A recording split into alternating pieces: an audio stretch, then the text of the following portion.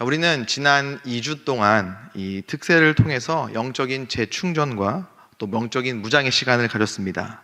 2주라는 시간, 현장 새벽에 나와서 또는 새벽에 삶의 자리에서 그 새벽을 깨우고 예배한다는 것이 굉장히 쉬운 일이 아니라는 것을 저도 잘 알고 있습니다. 그래서 저는 굉장히 많은 감동을 받았습니다. 3층 출석부에 빼곡하게 적힌 여러분들의 이름과 또 그 옆에 채워져 있는 이 스티커를 보면서 많은 감동 그리고 도전을 받을 수 있었습니다. 여러분 정말 대단하십니다. 제가 만약에 청년의 시절을 보내고 있었다면 2주라는 시간을 내가 과연 이 새벽 부흥에 나올 수 있었을까 저에게 의문을 던져봤는데요, 한치의 망설임도 없이 제 자신이 저에게 이렇게 대답했습니다. 너는 못하고 안 했을 거다. 그래서 여러분들은 더 대단한 사람들입니다. 다른 건 몰라도요, 내가 새벽을 깨워서 하나님 앞에 그 시간을 드렸다, 하나님 앞에 그 시간에 찬양하고 예배하고 기도했다라는 이 자부심만큼은 여러분들 모두가 가지셔도 될 것 같습니다. 하나님께서는요, 이렇게 하나님을 예배하는 청년들을 기뻐하시고 여러분들의 예배를 기뻐 받으십니다. 청년의 때에 하나님을 기억하는 청년을 하나님께서는 기억하십니다.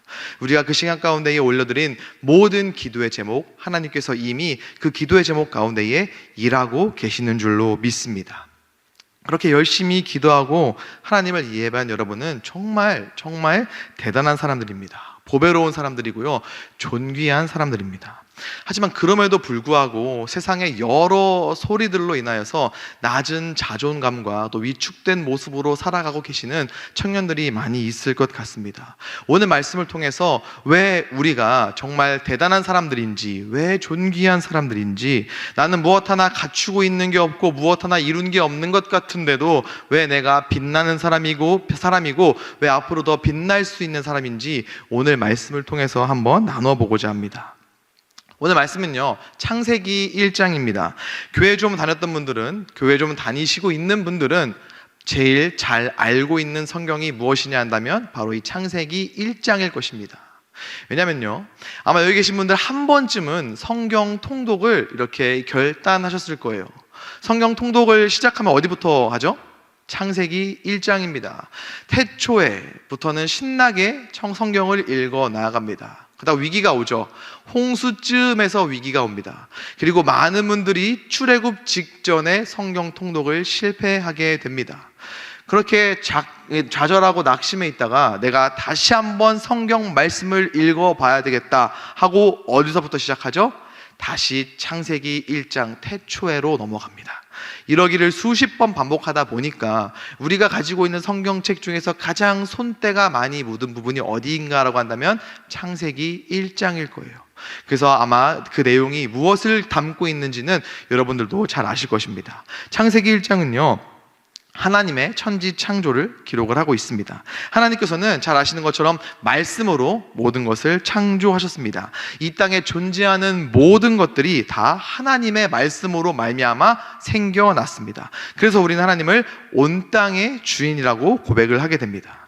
이 땅의 모든 것을 창조하셨습니다. 우리가 눈으로 볼 수 있는 것들을 포함해서 심지어 우리가 아직 보지 못했고 앞으로도 우리가 눈으로 절대 볼 수 없는 것들마저도 다 하나님께서 창조하셨습니다.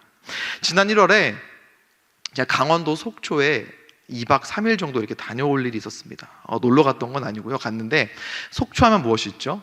네, 설악산이 있습니다. 설악산 하면은 또 이 울산바위가 굉장히 유명하죠.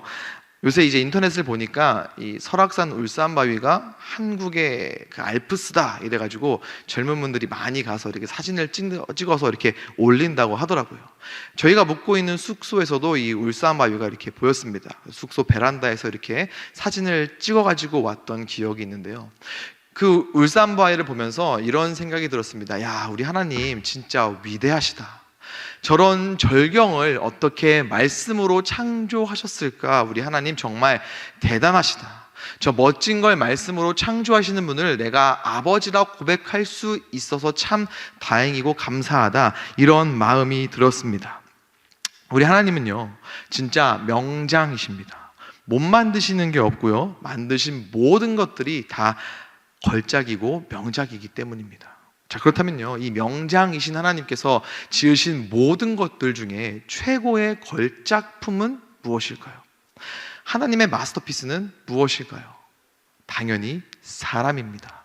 저와 여러분이 명장이신 하나님의 최고의 걸작품들이고요, 최고의 명작들입니다.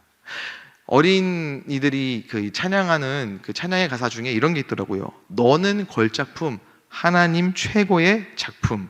나도 걸작품, 하나님의 최고의 작품. 이거 정말 맞는 말입니다. 오늘 말씀이 이것을 잘 보여주고 있습니다. 저와 여러분이 걸작품인 이유, 그래서 우리가 빛나는 사람이고 앞으로도 빛날 수 있는 첫 번째 이유는요, 하나님께서 우리를 특별하게 창조하셨기 때문입니다. 26절 말씀 다 함께 읽어보겠습니다. 시작. 하나님이 이르시되 우리의 형상을 따라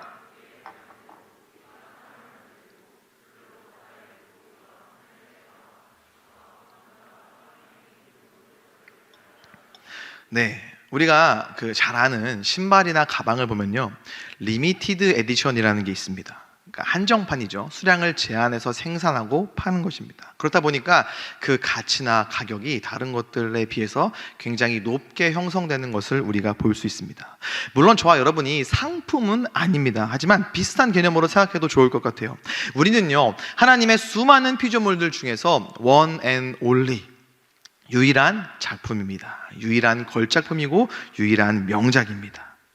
왜냐하면요, 다른 피조물들과 비교했을 때 조금 다른 과정으로 우리가 지음받았기 때문입니다. 하나님께서는 온 우주 만물을 창조하실 때, 특별히 사람을 창조하실 때 비교해보면요, 조금 다른 과정으로 우리를 창조해 주셨습니다.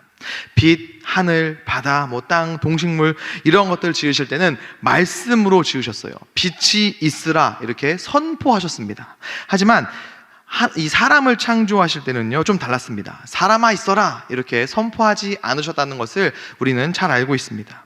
방금 읽으신 말씀처럼 사람을 지으실 때는 우리의 형상을 따라 우리의 모양대로 우리가 사람을 만들자라고 하셨습니다. 우리라는 단어가 3번이나 반복돼요. 3번이나 반복됩니다.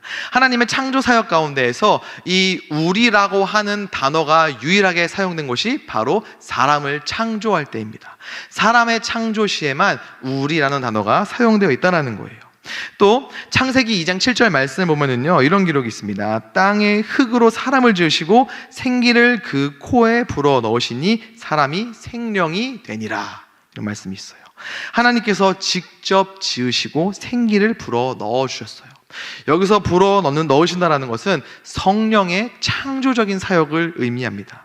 다시 말해서 사람을 지으실 때는, 다른 것들을 지으실 때는 말씀으로 선포하셨지만, 저와 여러분, 이 사람을 지으실 때는 삼위 하나님의 동역이 있었다라는 거예요. 삼위 하나님의 동역으로 지음받은 것이 바로 저와 여러분입니다.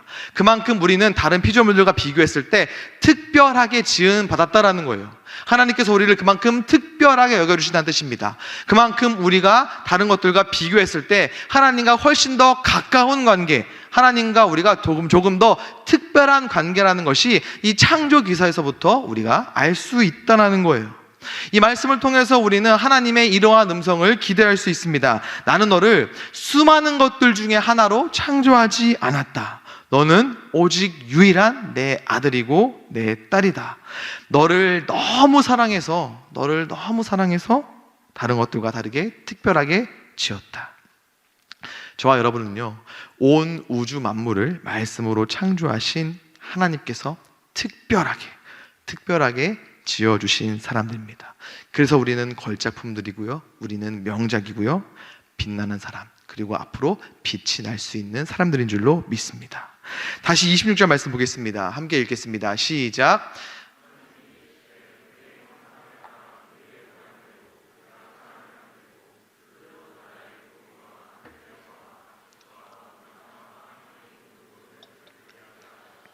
네, 우리가 소중하고 존귀한 두 번째 이유는요, 하나님의 형상과 하나님의 모양을 따라 창조받았기 때문입니다. 하나님의 형상이 무엇일까요? 잘 아시는 것처럼 하나님은 형상이 없으십니다. 하나님은 영이세요. 그런데 왜 하나님께서는 하나님의 형상과 모양을 따라서 사람을 창조해 주셨을까요? 그 의미가 무엇일까요? 쉽게 표현하면요, 우리가 하나님을 닮았다라는 겁니다. 우리가 하나님을 닮았다라는 거예요. 제가 종종 이야기하지만 저에게는 정말 눈에 넣어도 하나도 안 아픈 딸과 요새는 그냥 보기만 해도 눈이 아파서 눈알이 빠질 것 같은 3살 아들이 있습니다. 사실 그동안에 사람들이 그 목사님 아들, 목사님이랑 똑같이 생겼어요 얘기할 때는 애써 부정했어요. 아니야, 별로 안 닮은 것 같은데, 얘는 얘고 나는 나야, 이렇게 생각을 했는데 얼마 전에 이 영화부에서 사진을 보내주셨습니다. 예배 시간 사진이라고 이렇게 왔어요, 저희 아내한테. 사진을 보아하니 예배 시간 안에 기도 시간이었던 것 같아요. 이렇게 저희 아들을 품고 있는, 이게 엄마가 이렇게 기도를 하고 있는데 그 품에 안겨 있는 저희 아들이 이렇게 기도를 한다고 손은 이렇게 모으고 있는데 눈을 이렇게 뜨고 있는 거예요. 제가 근데 그 사진을 보면서 경악했던 게, 그게 저랑 너무 똑같이 생긴 거예요. 저희 어머니께서 그 사진을 보시더니 김 목사 옛날에 예배 때 딴짓할 때 모습이랑 똑같이 생겼다고, 하나님은 정말 위대하신 것 같다고 그런 메시지를 보내주셨습니다. 저도 정말 닮았다 싶어가지고 이렇게 SNS에 올렸더니 이제 몇몇 청년분들이, 저희 아들이 그때 그 홍당무 색깔 바지를 입고 있었거든요. 그 댓글에 목사님 주황색 바지가 잘 어울려요, 이런 이렇게 댓글을 달아줬던 것을 볼 수가 있었습니다. 네. 우리는 보통 육신의 부모님을 닮아요. 얼굴 생김새뿐만이 아니라 어떠한 재능도 물려받는 것 같습니다. 유명한 운동선수들 중에서 자세히 살펴보면 그 부모님들이 똑같은 운동선수 출신이라는 것을 보면 이거 어렵지 않게 증명을 할 수가 있습니다. 하나님께서 우리를 창조하실 때 하나님의 형상을 따라 하나님의 모양대로 지으신 것은, 그래서 우리가 하나님 아버지를 닮았고 우리 안에 하나님의 형상이 있다는 것도 이와 비슷한 것 같아요. 우리 안에는요, 온 우주 만물을 말씀으로 창조하신 하나님의 능력이 우리 안에 있다라는 것입니다. 물론 그 능력이 이 죄로 말미암아 깨어진 하나님의 형상으로 인해서 우리가 그 능력을 발견하지 못할 때도 있고 그 능력을 잘못 사용할 때도 있지만, 확실한 사실은요, 우리가 하나님의 형상대로 하나님의 모양대로 지음받았기 때문에 저와 여러분은 결코 무능한 사람들이 아니라는 겁니다. 저와 여러분은 결코 무능한 사람들이 아니에요. 하나님께서는 우리를 창조하고 이 땅 가운데 보내실 때 그냥 대충 만들어서 보내지 않으셨습니다. 물론 제가 봐도요, 어떤 형제를 만나면 저 형제는 하나님께서 정말 정성스럽게 빚으시고 이 땅 가운데 보내주셨구나, 근데 거울 속에 저를 볼 때는 머리 가슴 배 하고 그냥 보내신 것 같을 때도 있기는 있어요. 근데 여러분, 하나님께서는 우리를 창조하시고 이 땅 가운데 보내실 때 그냥 보내신 게 아니라 분명한 계획과 뜻을 갖고 보내주셨고, 그것을 감당할 힘과 능력을 우리 안에 분명히 넣어주셨다라는 거예요. 창세기 2장 19절 말씀 보면은 이런 기록이 있습니다. 여호와 하나님이 흙으로 각종 들짐승과 공중의 각종 새를 지으시고 아담이 무엇이라고 부르나 보시려고 그것들을 그에게로 이끌어 가시니 아담이 각 생물을 부르는 것이 곧 그 이름이 되었더라. 창세기 2장에 기록된 내용인데요, 아담이 하나님께서 창조하신 창조 세계에 이름을 부여하고 돌보는 장면이 바로 이 말씀입니다. 이러한 활동을 보면은 분명히 하나님의 형상대로 지음받았다는 것을 알 수 있습니다. 하나님의 그 권세와 하나님의 그 능력이 아담을 시작으로 해서 우리 안에도 분명히 있다라는 거예요. 우리가 하나님을 닮았다는 것이 여기에서 입증된다는 겁니다.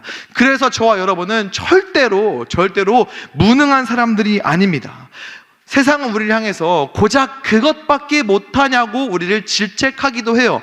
지금 너가 있는 자리가 딱 너를 증명하는 것이고 그게 너의 수준이다라고 우리를 가스라이팅 하기도 합니다. 하지만 여러분, 우리 그런 소리에는 귀 기울이지 않았으면 좋겠습니다. 우리를 평가하는 그 소리에 우리를 내어주지 않았으면 좋겠습니다. 지금 이 순간에도 내가 너를 사랑한다 말씀하시고 너가 가장 존귀하고 보배롭고 내가 너를 소중히 여긴다는 그 하나님의 음성에 귀 기울이는 저와 여러분이 될 수 있기를 간절히 소망합니다. 우리가 그 음성에 귀 기울일 때 우리 안에 있는 하나님의 능력을 확신함으로 말미암아 우리가 이 땅 가운데에서 조금 더 담대하게 그리고 보장된 승리자의 삶으로 살아갈 수 있습니다. 우리가 소중하고 존귀한 마지막 이유는요, 우리가 복을 받으며 창조되었기 때문입니다. 28절 말씀 다 함께 읽어보겠습니다. 시작.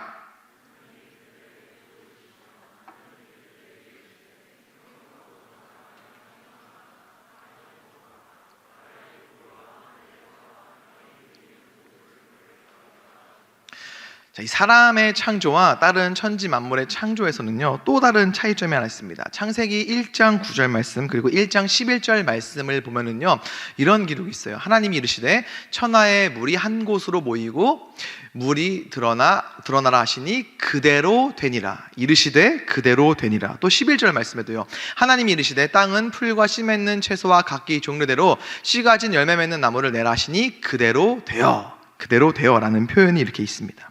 하지만 사람의 창조에서는요, 하나님께서 말씀하시고 그대로 된 것이 아니라 선언하셨어요. 선포하셨어요.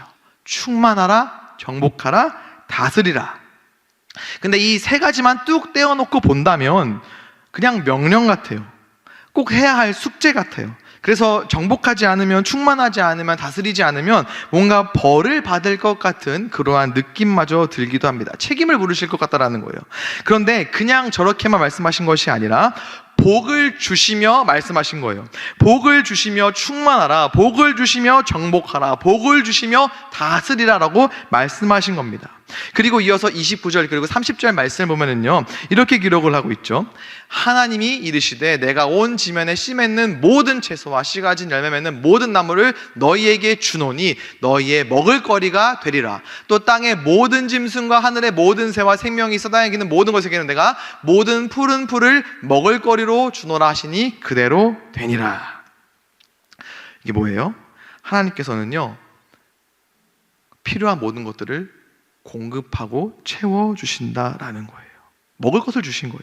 메소포타미아 신화를 보면은 그 신화 가운데에서 사람은 신에게 음식을 제공하기 위해 창조된 존재입니다. 근데 우리 하나님 아버지는요, 사람을 위해 먹을 것을 만들어 주시는 분이십니다. 그 누구보다 우리를 살피시고 우리를 도우시고 우리가 잘 되기를 바라는 분, 그래서 우리에게 필요한 모든 것들을 아시고 채워주시고 공급해주시고 더해주시는 분이 바로 우리 하나님 아버지라는 거예요. 그 하나님의 사랑, 공급하고 채워주시고 우리에게 복을 주시는 하나님의 그 사랑이 가장 충만하게 드러나는 곳이 어디입니까? 바로 십자가입니다. 바로 예수 그리스도예요. 우리를 위해 아들을 주셨습니다. 먹고 마실 것을 주시는 것으로 모자라서 우리의 영원한 생명과 우리의 구원을 위해서 가장 귀한 아들을 우리에게 주신 거예요. 세상은 우리의 성과와 우리가 이룬 것을 보고 거기에 맞는 무엇을 주잖아요. 근데 하나님께서는 우리가 무엇을 했는지, 우리가 무엇을 이루었는지를 보고 우리에게 구원을, 우리에게 아들을 주신 것이 아니라 그저 우리를 사랑해서, 왜 아들을 주셨냐고 물어본다면 그저 우리를 사랑해서 가장 귀한 그 아들을 우리에게 주신 거예요. 우리를 너무 사랑해서요. 그래서 저와 여러분은요, 복수저 물고 태어난 사람들입니다. 그만큼 우리가 존귀하다라는 거예요. 그만큼 우리가 보배롭다라는 거예요. 저와 여러분은 이 세상이 결코 흉내낼 수 없는 축복과 사랑을 받고 있는 사람들이라는 뜻입니다. 2011년쯤에 제가 그 가요를 듣다가 은혜를 한번 크게 받은 기억이 있습니다. 그때쯤이 아마 여기 계신 분들이 대부분 10대 혹은 20대 초반이었을 것 같아요. 그때 제가 들었던 은혜 받은 가요 제목이 내 거 하자라는 노래입니다. 제가 왜 은혜를 받았냐면 이 가사가 정말 은혜로워요. 잠깐 부르진 않고 읽어드리겠습니다. 내 거 하자. 내가 널 사랑해. 내가 널 걱정해. 내가 널 끝까지 책임질게. 우리 일청 막내 공사 또래 자매님들, 대학 가셔서 혹은 취업해서 이제 막 전역한 형제님들이 이런 달달한 멘트로 다가온다면 여러분들 뭐라고 하셔야 될까요? 동판 가져오라고. 3대 특세 동판 가져온 다음에 네 거 하라고 해봐라. 그럼 내가 생각해 보겠다. 이렇게 하셔야 되지 않겠습니까? 저는 그 말씀을 진리로 받아들여서 6살 저희 딸에게 지금부터 세뇌시키고 있습니다. 동판 있는 남자 아니면 데려다 오지 말라고 이야기를 하고 있어요. 이 가사가 지금 들으면 사실 손발이 오그라들죠. 네. 저도 저희 아내한테 이렇게 이해하라고 절대 못합니다. 근데 그때 당시에 저는 이 가사를 들으면서 참 많은 충격을 받았어요. 왜냐면요, 야, 이거 얼마나 대단한 형제이길래 자매한테 원색적으로 너 내 거 하자 이렇게 이야기할 수 있을까? 그래서 인터넷에 쳐봤더니 진짜 대단한 형제님들이 내 거 하자고 이렇게 춤추면서 고백을 하고 있더라고요. 그리고 또 하나 제가 그리고 또 하나 묵상을 했던 게 뭐냐면은, 이 노래를 듣는 자매님, 누군지 모르겠지만 얼마나 이 어깨에 힘이 들어갈까. 이 절절한 사랑의 고백을 받는 자매님은 얼마나 뿌듯하고 자존감이 높아지고 얼마나 당당하게 걸을 수 있을까, 이런 생각을 해봤어요. 근데 여러분, 이 고백, 내 거 하자라는 이 고백, 저와 여러분이 먼저 받았습니다. 이거 우리 거예요. 이사야 43장 1절 말씀 뭐라고 기록하고 있냐면요, 내가 너를 지명하여 불러나니 너는 내 것이라. 우리 아까 앞에서 찬양했잖아요. 내 것이라, 너의 하나님이라. 그래서 내가 너를 보배롭고 존귀하게 여기노라. 너를 사랑하는 너의 여호와라. 그래서 우리에게 아들을 주신 거예요. 우리를 살리기 위해 아들을 주실 정도로 우리를 사랑하시는 분이 우리가 아버지라 고백하는 하나님이신 거예요. 우리는 그 사랑을 받고 태어난 사람들입니다. 우리는 그 복을 받고 태어난 사람들이에요. 그래서 우리는 그 누구보다, 그 무엇보다 소중하고 존귀한 존재들, 그래서 빛나는 사람, 앞으로도 빛날 수 있는 사람들입니다. 여러분들 그런 사람들이에요. 하나님의 형상대로 특별하게 지음받았고 복 주셔서 이 땅 가운데에, 그리고 오늘 이 예배자리 가운데에 나와 있기 때문입니다. 귀합니다. 지금 당장 이룬 게 없어도요, 괜찮습니다. 지금 당장 무엇을 성취하지 않았다 할지라도요, 여러분 괜찮아요.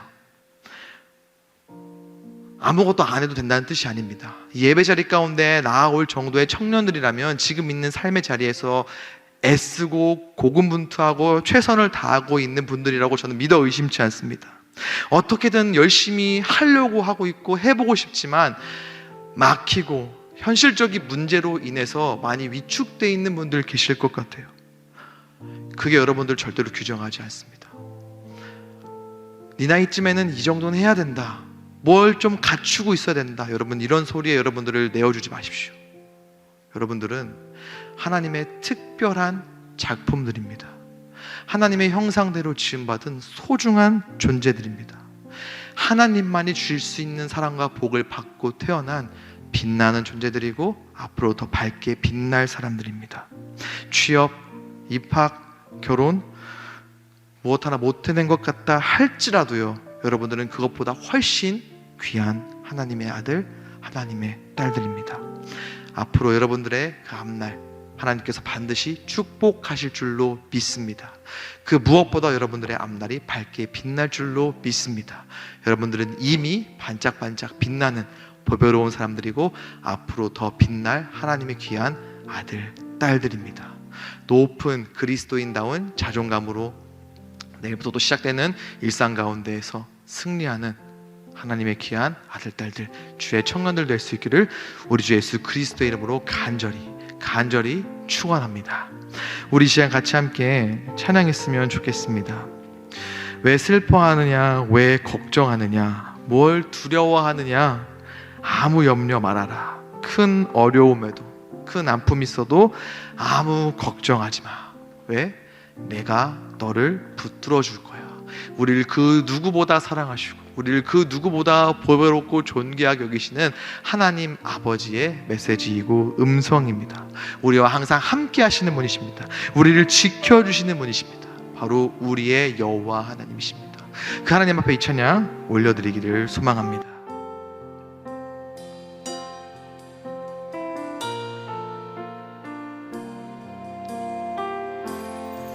함께 고백합니다. 왜 슬퍼하느냐,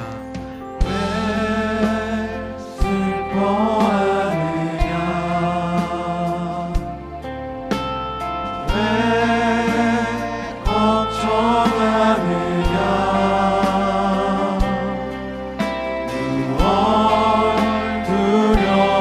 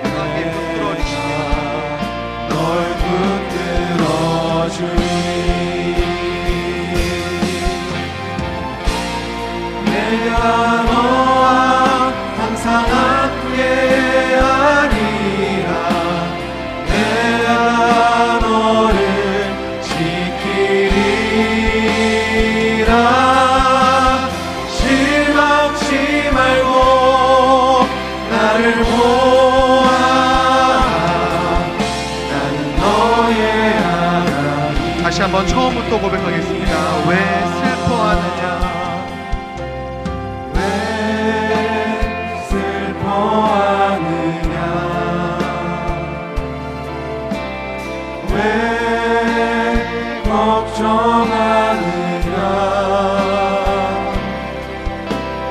무엇 두려워하느냐, 아무 염려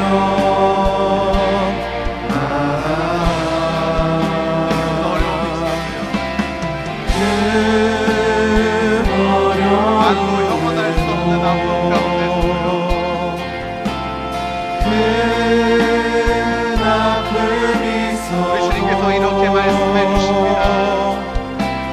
이제 아무 걱정하지 마. 내가 널 붙들어 주리. 내가 너와 항상 함께하리라. 내가 너를 지키리라. 실망치 말고 나를 보아. 나는 너의 하나님. 우리 한 번 더 고백하겠습니다. 내가 너와 항상 함께하리라. 내가 너와 항상 함께하리라. 내가 너를 지키리라. 실망치 말고 나를 보아. 나는 너의 하나님. 손 높이 들고 고백해 보겠습니다. 내가 너와 항상 함께하리라. 내가 너와 항상 함께하리라. 내가 너를 지키리라. 실망치 말고 나를 보아. 나는 너의 하나님. 마지막으로 고백하겠습니다. 내가 너와 항상 함께하리라. 아멘. 내가 너와 항상 함께하리라. 내가 너를 지키리라. 실망치 말고 나를 보아. 나는 너의 하나님. 우리 이 시간 함께 기도했으면 좋겠습니다. 하나님, 그 누구보다 나를 보배롭고 존귀하게 여기시는 주님, 그동안 세상의 소리에 귀 기울이고 나를 내어주며 낮은 자존감으로 강하고 담대하지 못하게 살아왔던 나의 날들을 주님 위로하여 주시옵소서. 상처받은 나의 마음을 주님 회복시켜 주시옵소서. 나는 특별하게 지음받았고 하나님의 형상대로 지음받았기에 능력의 사람이며 복을 받고 태어났기에 어디에 가든지 무엇을 하든지 공급해 주시는 하나님 아버지의 아들 딸임을 확신함으로 세상 가운데 나아가 승리할 수 있는 사람 되게 하여 주시옵소서. 그 확신을 가지고 살아낼 때에 주님 승리케 하시고 하나님의 능력으로 살아갈 수 있도록 믿음의 손으로, 능력의 손으로 우리를 붙잡아 주시옵소서. 이 시간 간절하게 주님의 이름 부르며 함께 동성으로 기도하시겠습니다. 주여.